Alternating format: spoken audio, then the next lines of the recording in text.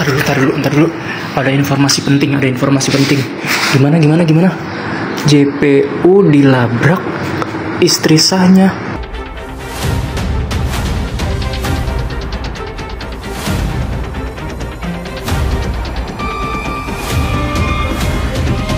Balik senyum menawan dan paras cantiknya, tersimpan kisah penuh drama, skandal, dan kemenangan. Mari sama-sama kita bahas 1 menit lebih dekat dengan Nikita Mirzani. Nikita Mirzani lahir di Jakarta pada 17 Maret 1986, adalah aktris, presenter, dan model yang tak pernah lepas dari sorotan publik. Dikenal dengan julukan Nyai, ia bukan sekadar selebritas, melainkan fenomena. Keberaniannya berbicara apa adanya membuatnya menjadi idola sekaligus musuh bagi banyak orang. Di balik wajah cantik dan senyumnya yang menawan, ada kisah penuh gejolak yang membentuk sosok Nikita hari ini. Karir Nikita dimulai dari ajang Take Me Out Indonesia yang langsung membuka pintu dunia hiburan. Ia cepat mencuri perhatian lewat akting di film-film horor laris seperti Nenek Gayung dan Mama Minta Pulsa. Tak hanya di layar lebar, gaya ceplas-ceplosnya saat memandu acara televisi menjadikannya magnet rating. Tapi kakak, di balik gemerlap itu, kontroversi datang silih berganti. Ia beberapa kali berseteru terbuka dengan sesama selebritas seperti Barbie Kumalasari dan Dewi Persik, bahkan tak segan melontarkan sindiran pedas di media sosial. Nikita juga kerap berurusan dengan hukum, mulai dari dugaan penganiayaan, sengketa bisnis, hingga kasus pencemaran nama baik. Setiap langkahnya menjadi berita utama, memancing komentar netizen yang terbagi antara pro dan kontra. Meski begitu, Nikita bukan sekedar artis sensasi. Ia sukses membangun bisnis kecantikan, fashion, hingga kuliner. Tak jarang ia menggunakan popularitasnya untuk aksi sosial, membantu korban bencana, atau menyuarakan isu yang dianggapnya penting. Bahkan setiap bulan ia membantu memberikan gaji untuk guru honorer yang ada di Makassar. Prestasi ini membuktikan bahwa ia bukan hanya bertahan di industri hiburan, tapi juga berkembang di luar layar kaca. Nikita Mirzani adalah bukti bahwa dunia selebritas bukan untuk mereka yang rapuh. Ia mengubah kontroversi menjadi modal eksistensi, menjadikan dirinya sosok yang mustahil diabaikan. Dalam hiruk pikuk gosip dan drama, satu hal pasti, cinta dan benci pada Nikita Mirzani sama-sama membuat namanya tetap hidup di benak publik. Bagaimana menurut kalian, kakak? Next, bahas siapa lagi ya? Saham BCA turun karena Nikita Mirzani. Baru-baru ini saham BCA turun setelah Nikita Mirzani curhat di sidang soal data rekeningnya yang dibocorkan. Netizen langsung ramai dan reputasi bank pun kena imbasnya. Pada 14 Agustus 2025, saham BCA turun 1,68%. Lalu lanjut turun 0,85% di hari berikutnya. Pemicunya bukan karena bisnis BCA jelek, melainkan karena krisis kepercayaan di publik sekarang. Sentimen negatif soal keamanan data nasabah prioritas yang katanya tidak aman. Ini bikin investor was-was dan sebagian melepas saham mereka. Bank itu hidup dari kepercayaan. Sekali reputasi goyang, orang bisa tarik uangnya, investor bisa jual sahamnya, dan efeknya panjang. Bank seharusnya bisa menindak dengan cara yang pertama, klarifikasi dan minta maaf resmi selama 24 jam. Yang kedua, pecat atau proses hukum oknum yang melanggar SOP. Yang ketiga, audit keamanan data dan payback saham untuk dikembalikan sentimen. Yang keempat, perbaiki layanan prioritas dengan proteksi ekstra. Karena cepat, transparan, dan tegas itu adalah kuncinya untuk menyelamatkan reputasi. Gimana menurut kalian? Share di kolom komentar ya. Jangan lupa juga buat follow biar nggak ketinggalan informasi lainnya. Nah, lagi-lagi omongan Miss Gosip ini adalah fakta ya guys, dimana Miss... Nah. Kali ini Miss Gosip makin ngawur. Miss, itu rumah harganya 33,5 M. Kok bisa Anda punya pikiran dan logika berpikir seperti itu? Ya. Kok spekulasinya ngawur gitu? Faktanya dari mana itu? Jadi buat Miss ya, Miss, saran saya ganti nama Miss. Jangan Miss Gosip lagi, tapi Misteri Ilahi. Dengan pertontonan penegakan hukum yang tidak fair, yang tidak adil, yang tidak betul-betul berpihak kepada rakyat. Makanya saya bela hukum, bukan bela Nikita.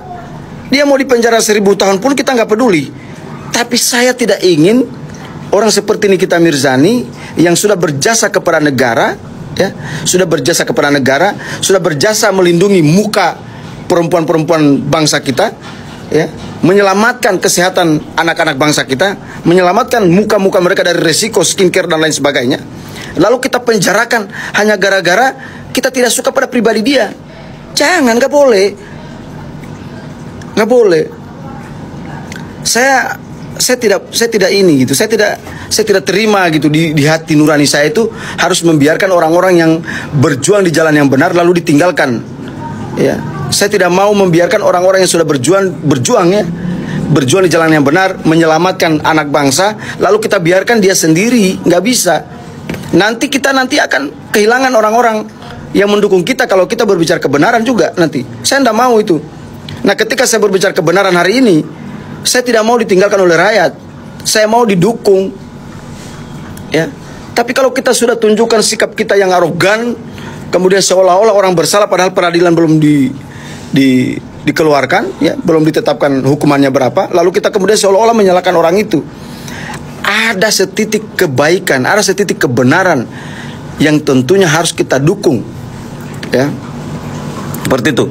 Kamu bisa bayangkan ya, di masyarakat nanti, di kampung-kampung misalnya, di pelosok-pelosok bangsa ini, ya, orang yang akan dikriminalisasi dengan hukum abal-abal. Apa kamu tidak sedih? Sedangkan terhadap orang yang viral saja, apa namanya? Sedangkan terhadap selebritis ya, sedangkan terhadap selebritis saja, terhadap artis saja masih bisa kita menyaksikan proses hukum yang tidak fair. Bagaimana dengan masyarakat jelata kita ini? Bagaimana dengan keluarga-keluarga saya yang berada di bawah garis kemiskinan, yang tidak punya daya dan upaya, tidak punya kemampuan, di luar kemampuan mereka untuk melawan kejahatan hukum? Bagaimana itu? Karena itu kita harus memulai. Kita harus bisa bekerja sama, bahu-membahu untuk menyelamatkan hukum.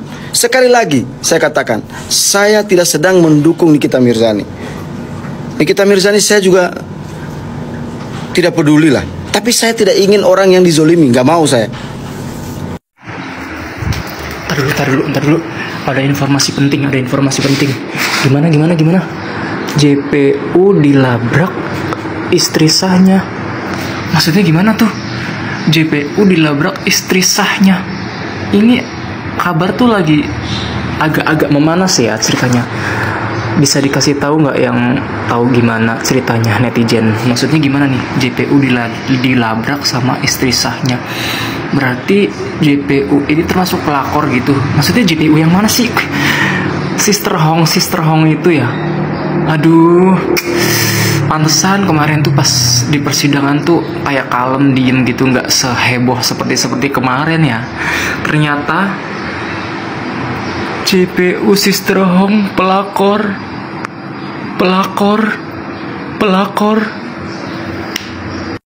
Ada yang heran nggak sama tingkahnya Sister Hong di persidangan Nikita Mirzani kemarin?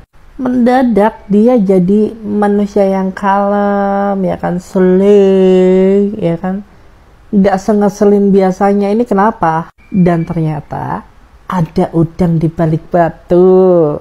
Sister Hong sudah mulai ketahuan kalau dia itu selengkong, dan kali ini sudah mulai diendus sama istri sah dan sudah dilabrak sama istri sahnya. Mampus, karma berjalan. Bye. Ada apa dengan JPU? Ya guys, ada yang menarik perhatian setelah selesai persidangan di kita kemarin.